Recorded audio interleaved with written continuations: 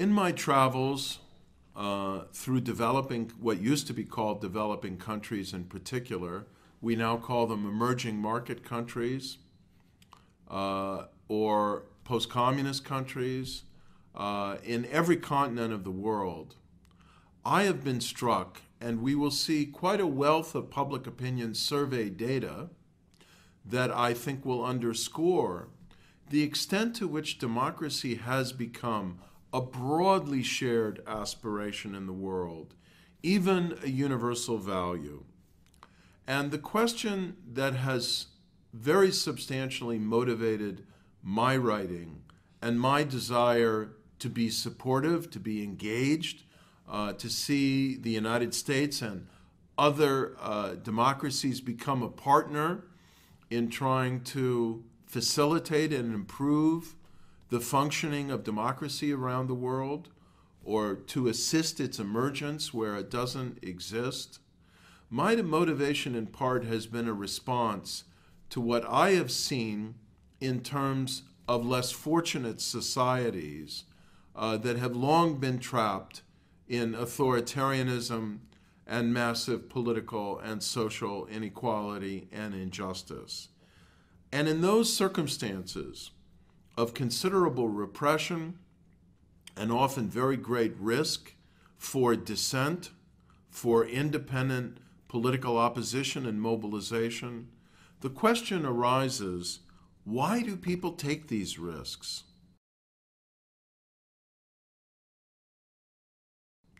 Why did Nelson Mandela engage in a form of political resistance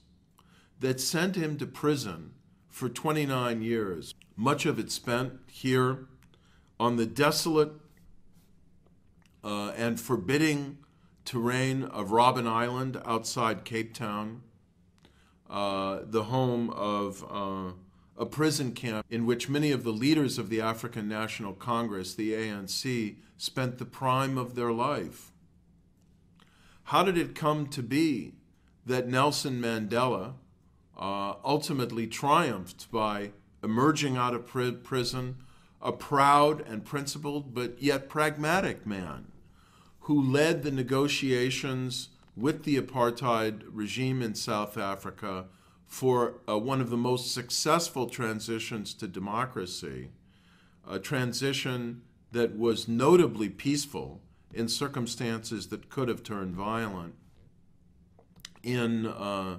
the context of South Africa, and completed with the successful national election in 1994. What led this extraordinarily courageous and principled and humane human rights and democracy activist and intellectual in the center of these photographs here, Liu Xiaobo, to take the risks he took to challenge the authoritarian nature of rule in China and organize a petition for freedom in China, Charter 08, that was signed by thousands of Chinese intellectuals, civil society leaders, dissidents, activists, and people who simply want to see the emergence of a free, open, democratic society in their country. Why would a nuclear physicist of the stature and security, the fame and privilege of Andrei Sakharov in the Soviet Union turn from his privileged position in the Soviet physical sciences, the father of the Soviet atom bomb, to the campaign for peace and human rights in the Soviet Union and the ostracism that he suffered as a result? What motivates individuals like this to take great risks for freedom and democracy? We see this story so universally around the world, and tragically, the price that is sometimes paid by people who take leadership positions in the struggle for democracy. like the Mongolian politician and civic leader Zorig Sanjasuren, who was a prominent Mongolian politician and youth leader who helped to make the 1990 democratic revolution in Mongolia as the Soviet Union was decomposing and the movement for freedom was spreading throughout the communist world, and who tragically was assassinated at the age of 36 in the prime of his life by unknown assailants, leaving behind a wide number of Mongolian youth who had been inspired by him and who've carried on his work in the civil society organization, the Zorig Foundation for Advancing Democracy. Or, of course, the legacy of one of the great pro-democracy leaders of our time, someone who I think stands in terms of historical perspective with the vision, the courage, and the international prestige and inspiration that Nelson Mandela has achieved from his experience in South Africa, namely Aung San Suu Kyi. When you meet individuals like Dao Suu Kyi, one cannot help but become inspired by their vision, the strength and conviction of their values, the degree of strategy and political reflection that has to go into the calculations and choices they make in a transitional period, understanding that politics cannot only be about pure morality, that as we'll see when we study transitions to democracy, that transitional politics is very much about having to make difficult and painful choices. It's not only about inspiration, but it's about strategy and organization. And the great democratic leaders of our times who have helped to bring about democracy in difficult circumstances have been leaders who combined moral prestige and integrity with a strong dose of pragmatism, of generosity, of magnanimity, of reaching out across polarized lines, and of creating a new type of dialogue and a system of what the great Yale political scientist Robert Dahl called mutual security. This is, I believe, part of the project that Aung San Suu Kyi is now engaged in Burma that may heavily affect whether Burma succeeds in its transition to democracy. Burma is privileged to have an extraordinary array of civil society leaders who have paid dearly, as Dao Su did, having spent 15 of 20 years of her life under confinement to her house, under house arrest, in very difficult and emotionally trying circumstances. But so many Burmese lost the prime of their youth in jail or even lost their lives in repression. Here we see on the left-hand side a student leader, Ko Jimmy is his nickname. On the right, one of the most important leaders of the student movement for democracy in Burma when it rose up in 1988 against the dictatorship of General Ne Win. On the right, we see Min Ko Naing, who co-founded the All Burma Federation of Student Unions in 1988 in the uprising against the military dictatorship, and then himself spent 15 years in prison as a political prisoner.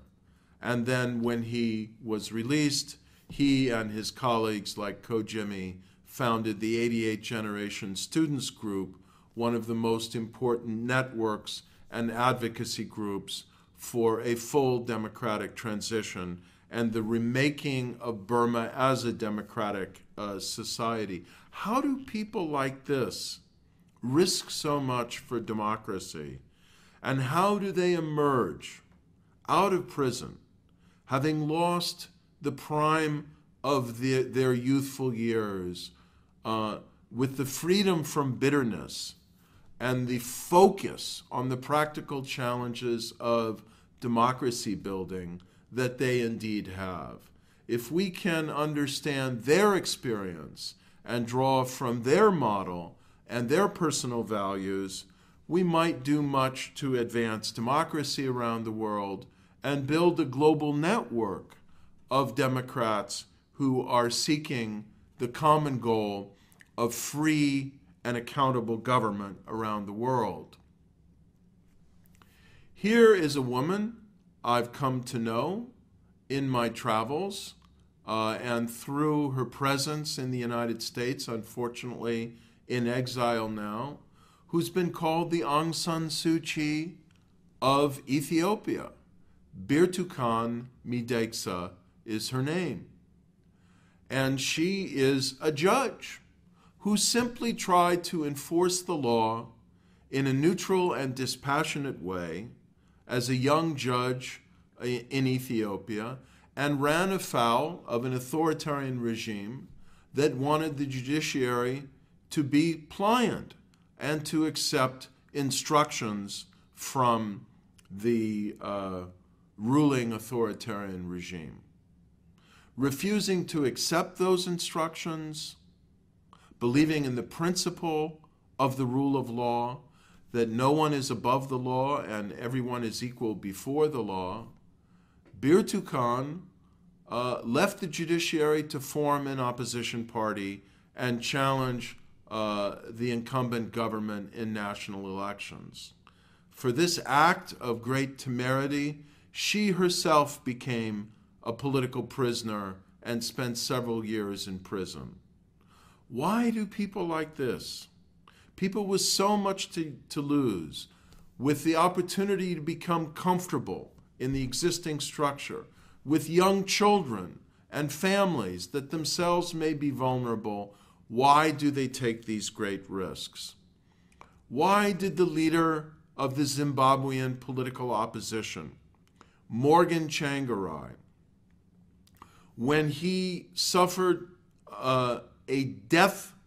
series of death threats in his effort to lead and unite the political opposition in a challenge to the authoritarian rule, now more than 30 years long, of President Robert Mugabe, why did Tsvangirai continue in this campaign for democracy in Zimbabwe when he suffered a very narrow escape from an assassination attempt on at least one and possibly several occasions, when his wife was killed in an automobile crash in what some people believe was possibly another assassination attempt, and when his supporters have suffered the massive retaliation of physical violence, torture, and intimidation that was visited upon them in the 2008 presidential election campaign, which most independent observers believe that Tsvangirai's MDC, his opposition party, would have won. Many people would have quit at that point. Why did Tsvangirai continue to the point where at the moment he shares power very uneasily with Mugabe and the ruling ZANU-PF party in a difficult and stressful coalition government?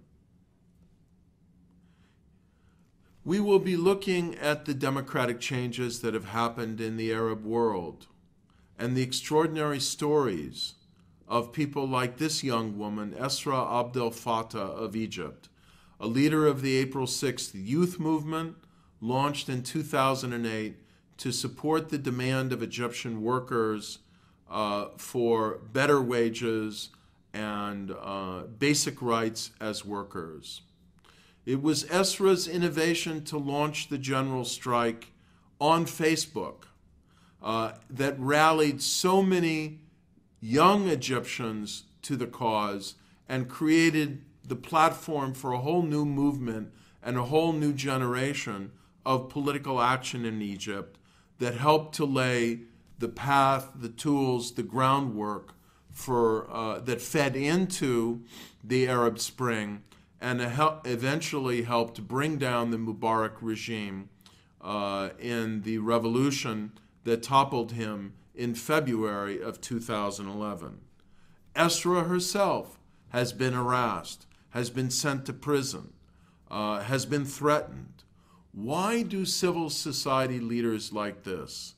with so much of their lives ahead, continue on in the face of risks for this abstract principle that is democracy? Here we have another Arab activist, Abdul Jalil Singas, someone we came to know well here at Stanford University. He spent 3 weeks at the center I direct here, the Center on Democracy, Development, and the Rule of Law, as a summer fellow, listening to some of the same lectures that you will listen to in this course, engaging peers from around the world who are trying to campaign for and build democracy in the same way that I hope you will engage one another in this course, and who, after the eruption of the Arab Spring at the end of 2010 and the beginning of 2011, led and helped to organize peaceful protests in the roundabout square of his own capital of Bahrain, the capital city of Mana, and he too suffered the consequences, and in a very serious way, only recently having been sent to life imprisonment for the simple act of peacefully organizing protests calling for political change in his country. Here's a man who you can see suffers some physical disabilities and yet was subjected to brutal torture by the government and state security apparatus of Bahrain. Why do individuals like this, living a comfortable life, in this case as a professor of engineering at the university in Bahrain, take the risks they do for this abstract concept called democracy?